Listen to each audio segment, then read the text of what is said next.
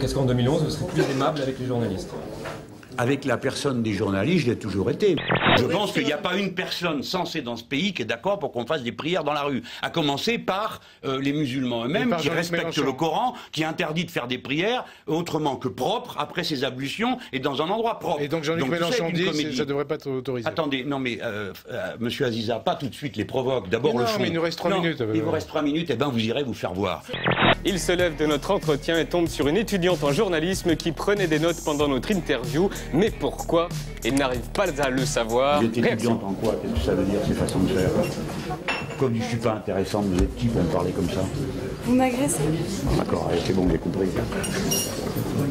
Non, madame, je ne vous agresse pas. Vous voulez un café? Je peux vous offrir un café? Oui, j'en ai déjà Voilà. Mais si vous en voulez un autre, moi j'en bois plus, je viens de prendre la résolution d'arrêter. Vous voulez bien donner un café à cette demoiselle étudiante qui prend des notes pendant que je parle, qui n'estime pas nécessaire de se présenter. Contrairement à ce que j'ai lu, je ne suis pas, à titre personnel, plus impatient d'être candidat que le Christ ne l'était de monter sur la croix. Il s'agit de Fanny, étudiante à l'école du journalisme CFPJ et qui écrit notamment pour le journal Témoignages chrétiens. Un café pour le Front National a le droit d'envoyer des observateurs. Qu'est-ce qu'en 2011, vous serez plus aimable avec les journalistes? Avec la personne des journalistes, je l'ai toujours été. Toujours en pleine forme contre les journalistes. Qu'est-ce qu'ils veulent tout cela là-bas avec leur caméra? Mais c'est un journaliste. En plus, Il comprend rien le gars. Absolument. Il faut lever la tête, baisser. Il ne sait pas écrire le gars. Vous avez un enfant derrière moi. Vous avez bien privilégié l'enfant. Il vaut mieux. C'est assez humain. C'est curieux pour un journaliste. Vous avez des sentiments humains? Jean-Luc Mélenchon. Mélenchon, il se construit un personnage. Il dit d'abord que je suis populiste, j'assume. Donc il est populiste, il assume, et il a compris que dans la panoplie du populisme, il faut attaquer la presse. Très bien, lundi soir, meeting de Jean-Luc Mélenchon à Paris. Et bonne nouvelle, il regarde Canal+, et voilà ce qu'il en dit.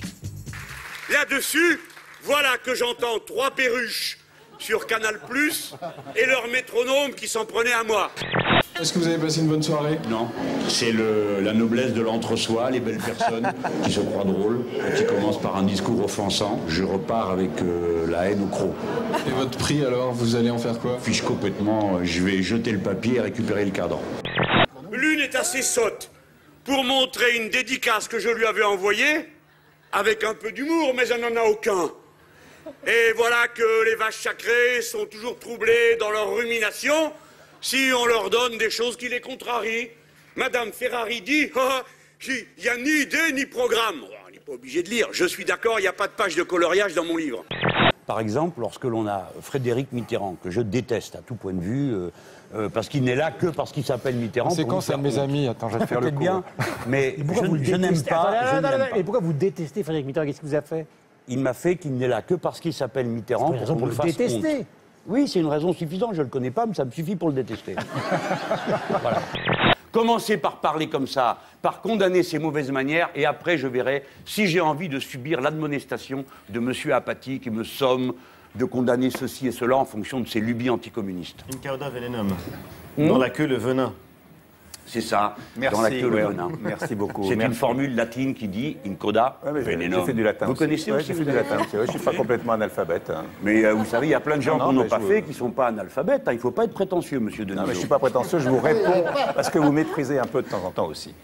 Ce qui me reste à l'esprit de mai 1968, c'est 10 millions de travailleurs qui se mettent en grève. Donc pas Cohn-Bendit, pas l'université de Nanterre, je ne dis pas la libération sexuelle, pas les joints, pas les cheveux qui poussent. Certainement pas, enfin, qu'est-ce que c'est cette histoire?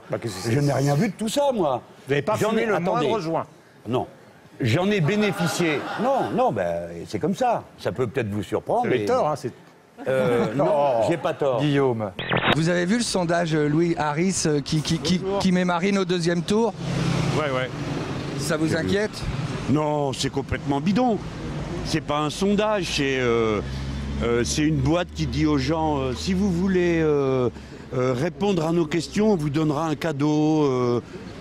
C'est bidon, c'est pas... Oui, mais enfin, elle a des réelles intentions de vote et qui sont nombreuses quand même. Ah ben, dans la rue, c'est clair qu'il y a de plus en plus d'imbéciles qui se laissent aller.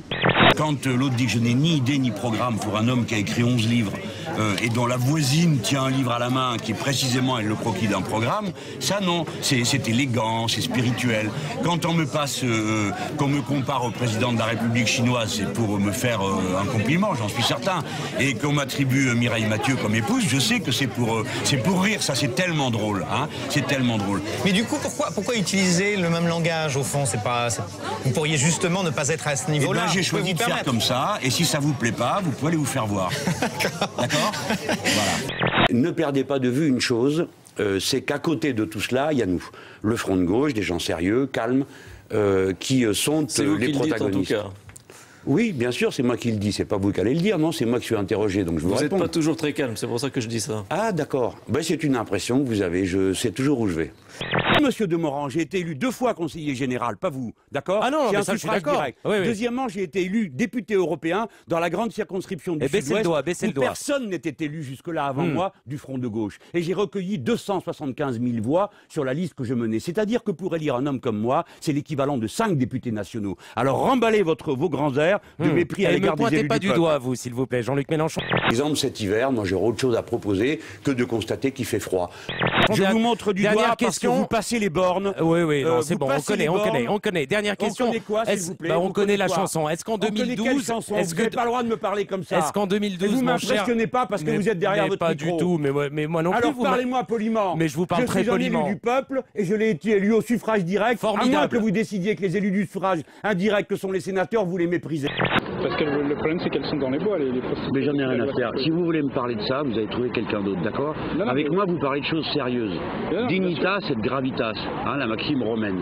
Donc avec moi, vous parlez de politique et vos sujets de merde, vous allez les faire avec des gens qui veulent répondre à la merde. Les mots qui lui viennent, c'est par exemple la merde. On lui parle de sexualité, hein, les mots qui lui viennent, c'est de la merde. C'est-à-dire, on passe du sexuel au scatologique. Non, mais lui, là, il vient de dire que les mots qui me viennent à l'esprit lorsqu'on parle de sexe, c'est la merde, etc. Vous l'avez entendu comme moi. Et vous ne trouvez pas que c'est un peu voyeuriste et un peu offensant d'être obligé de supporter ça? Non, ça ne vous vient pas à l'esprit. Vous n'avez donc aucune dignité. Mettons que je me mette à parler de la vôtre de sexualité. Qu'est-ce que vous en diriez? Non mais c'est pas ce qu'il dit. Si, c'est ce qu'il dit. Non, c'est pas ce qu'il dit. Enfin, en tout cas, c'est pas l'objet du tout de parler. Nous, on n'est pas là pour parler de... Non, mais vous êtes la décence incarnée, c'est bien connu, il n'y a qu'à voir ce truc, cette espèce de luberlu là, qui comme ça s'amuse à transposer mes discours. Qu'est-ce que vous en savez de ma vie sexuelle? Mais on parle pas de vie sexuelle. Si, madame, vous avez mal écouté, ou alors vous ne faites pas attention aux mots quand il s'agit des autres.